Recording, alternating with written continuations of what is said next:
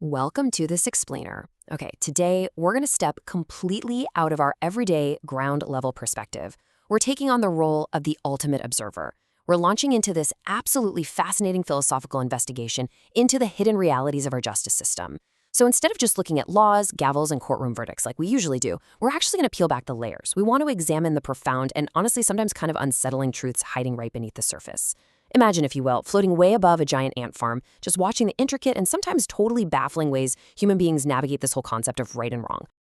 Justice is an experiment of God. Right out of the gate, I want to hook you with this incredibly bold premise straight from our source text.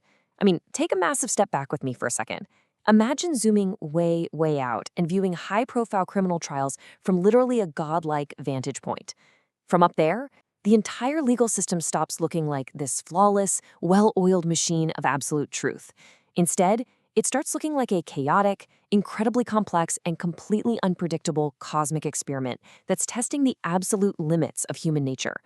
To truly understand what this experiment is all about, we've got to start peeling the onion. We need to look at the fundamental conflict resting right at the absolute heart of our justice system. Which brings us to Section 1, God's law versus human law. Okay, let's dive into this clash. We're looking at two entirely different paradigms here. First, you have God's law, or cosmic law. The source actually describes this as mirroring revenge. Now hold on, don't think of revenge in a petty human way. Think of it more like gravity, right? You drop an apple, it falls. You commit an act, the universe reflects it right back onto you. It's a natural, absolute, inescapable law of cause and effect. But standing in stark contrast to that, we have human laws. And the text poses a really fascinating idea here. Human systems are fundamentally built around hiding sins. Imagine a courtroom covered in miles of red tape, massive mountains of paperwork, deliberate procedural delays. You get the picture. While the divine system reflects the raw truth of action and reaction, our human legal framework isn't a mirror at all. It's a labyrinth. It's often used as a really complex tool to conceal wrongdoings, bury the truth, and ultimately protect the guilty. So, if our human systems are basically giant mechanisms designed to hide sins, you gotta ask, who exactly is tasked with uncovering them? That leads right into Section 2, profiling high-profile targets.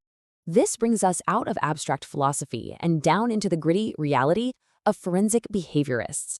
These are highly intelligent professionals, and their entire job is to track the behaviors of people who are exceptionally good at hiding what they've done. And who exactly are these targets hiding their sins? Well, look at this list. Politicians, businessmen, Bollywood elites, cricketers, police, the army, lawyers, terrorists. It is a massive, incredibly scandalous scope of influence. And you might be wondering, why this specific cross-section of society? Well, because they sit at the absolute apex of power. When a billionaire or a top-tier politician wants to hide a sin, they don't just, sweep it under the rug. No way. They hire absolute armies of PR experts, brilliant legal minds, and political fixers.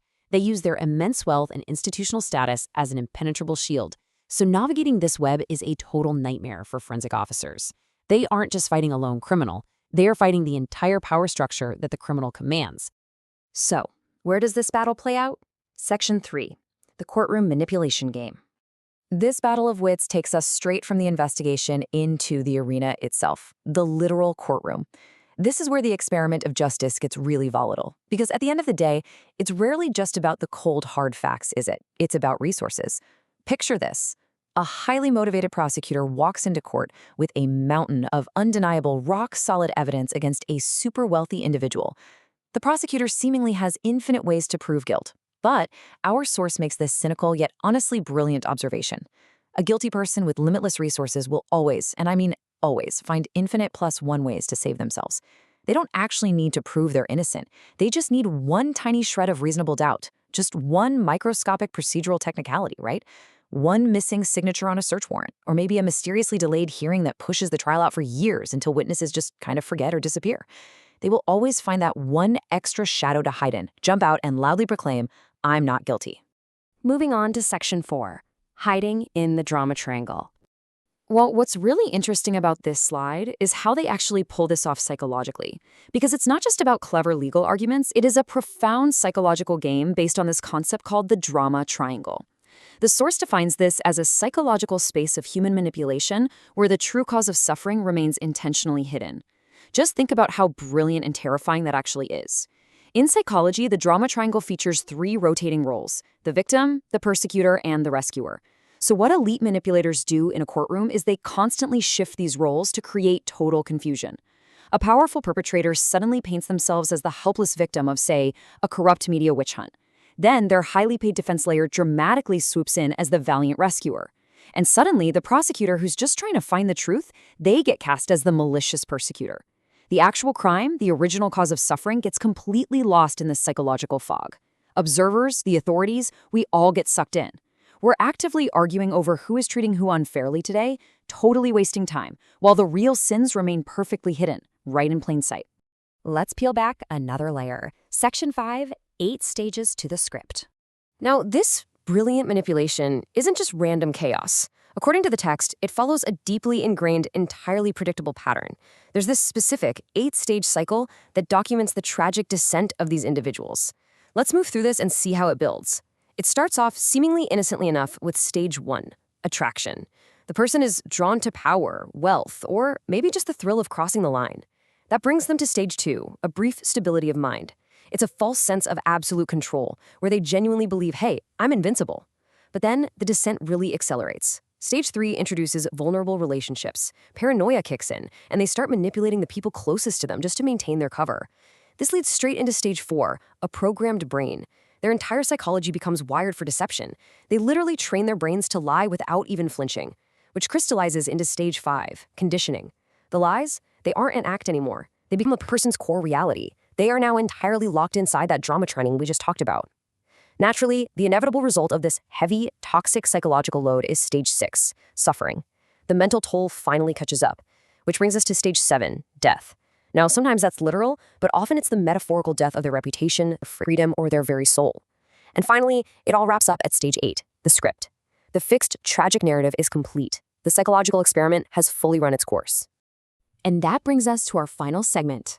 Section 6, Reflections, Destiny, and Love.